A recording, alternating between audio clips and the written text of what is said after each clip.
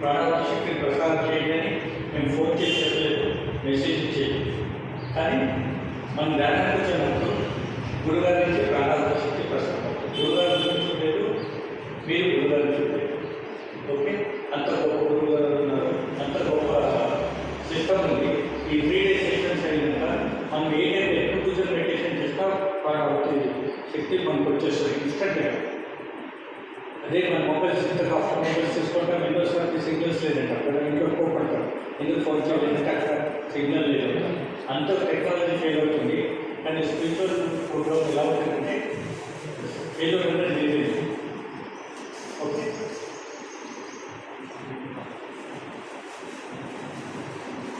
నమస్తే. మా ఆర్గనైజేషన్ పేరు పార్కింగ్. ఆర్గనైజేషన్ మోర్ దెన్ 170 కంట్రీస్లో ఉన్నాయి.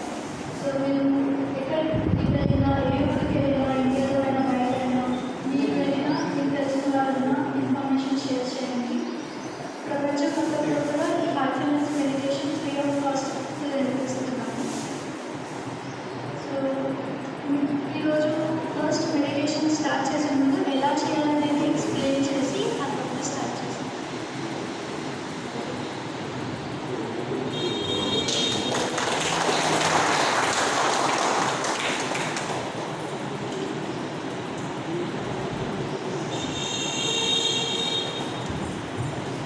సో ధ్యానం స్టార్ట్ చేసే ముందు ఒకసారి ఎలా చేయాలి అనేది ఎక్స్ప్లెయిన్ చేసి ఆ తర్వాత స్టార్ట్ చేస్తాం.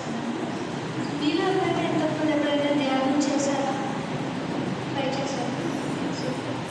సో ఇంతకుముందు మీరు ధ్యానం చేసి ఉంటారు కదా, ఆ ఎక్స్పీరియన్సెస్ మీకు గుర్తున్నాయి కదా.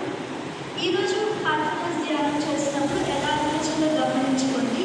రెండు మెడిటేషన్స్కి మీరు కంపేర్ చేసుకోవచ్చు.